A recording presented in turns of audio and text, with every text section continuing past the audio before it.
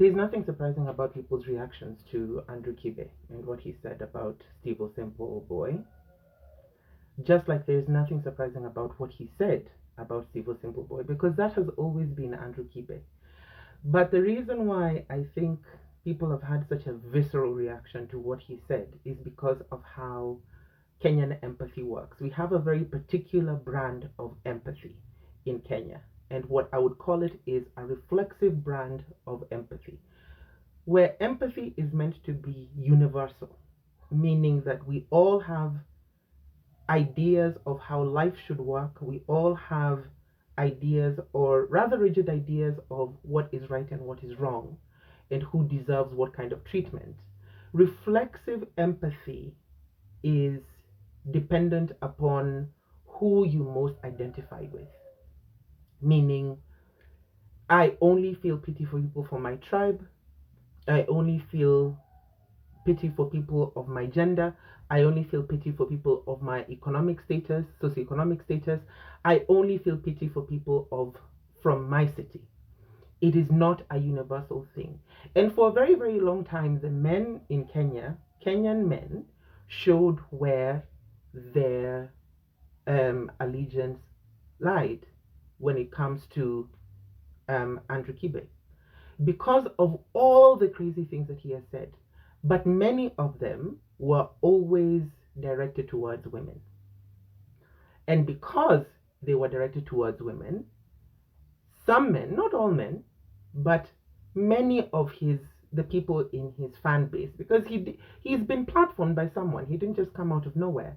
Many of the people who've platformed him, many of the people who've championed his talking points, many of them used him as a lightning rod to take on the social shame that would come with they themselves espousing the exact same talking points that Andrew Kibe has always espoused. So it is talking loudly about endorsing misogyny, about endorsing sexism, and having very ugly things to say about women, right, in general. But because this time he said something about men, because this time he not only said something about men, but he talked about a man who is a poster child for a majority of men in Kenya, meaning people of simple means, people who are not exactly what you would call incredibly attractive. They have their own qualities, sure, but you would not call them conventionally attractive. People who society and the world at large has written off. People who've been written off by the world and society, basically. Those are the same people who are constantly trying to find a way to advance themselves, whether it be socially, whether it be politically, whether it be financially, but most especially romantically. They have been trying to stake their claim in this world of romance, which has become even more expensive thanks to people like Andrew Kibe and what he says. Such people who identify with ideas of misogyny and sexism that they believe benefit them. But as you know, there's a quote that has been misattributed to the American writer John Steinbeck, which is, socialism never took root in America because the poor see themselves not as an exploited proletariat, but as temporary embarrassed millionaires. I can paraphrase this and say equality and true gender equality has never taken root in Kenya because most men believe, or a large percentage of men believe, that they are just temporarily humbled misogynists. And one of the reasons why people try to get the finances, they try to get the resources, they try to get the access that they can get, is for them to rise to a level like Andrew Kibe, where they can say whatever it is that they want to say, they can do whatever it is that they want to do without consequence. And they can still get the girl at the end of the day.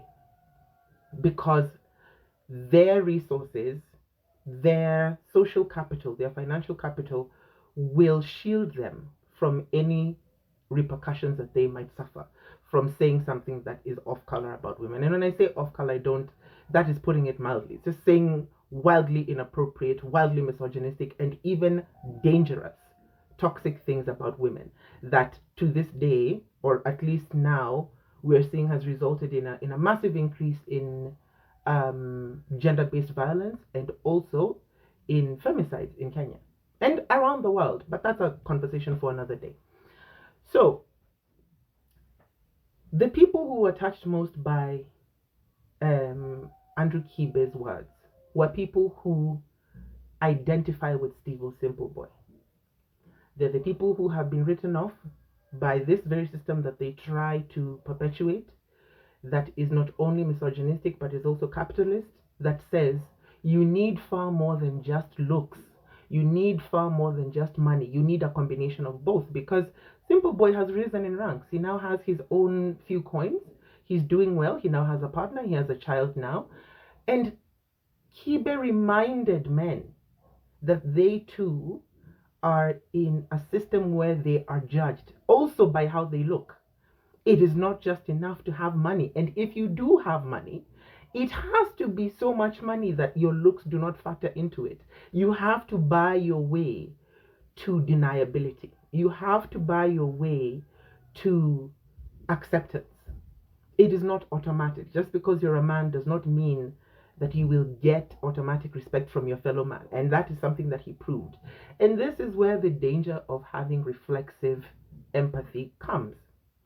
Because all of these people who are now up in arms were perfectly fine with many of the things that Andrew Kibe said.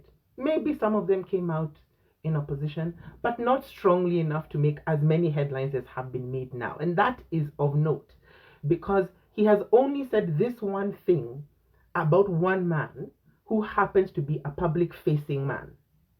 And already everyone, including myself, is creating think pieces about it and is opining on what they think about the situation. But when he has said so many, in the past, when he said so many egregious things about women, no think pieces, perhaps women activists somewhere on the internet said something, but their videos were not shared as widely. People were not talking as loudly, as proactively, as animatedly as they are about the situation now. So back to this reflexive empathy. It is the same empathy that we employ or we deploy when it comes to our own in-groups, which is natural because you essentially see yourself in people you identify with. And they, in very many ways, act as representatives for what happens to us or our experiences. They mirror or they reflect our experiences, and we can aspire to be like them if their situations improve. But Andrew Kibe has reminded men in Kenya that even though Kenya is by and large still a wildly misogynistic and wildly sexist country that judges women on their looks rather than their merits, and talks about who is deserving and not deserving of certain things that should be universal human rights, they too fall under the same oppressive system. They too get to be judged by men who themselves believe, or they themselves believe, are better than them, are higher than them on the totem pole. They have now learned that they too get to be judged by men who are considered more worthy, who are higher than them on the favorability and acceptability totem pole. Men who are looked at as the standard to some extent, or men who should be aspired to. They too get to be judged on their looks and whether or not they're deserving of things that should again be universal for everyone. They too get to be judged and told whether they are deserving of things that should be universal, universally accessible. And that is where the shock factor comes in for the people who are now experiencing it for the first time.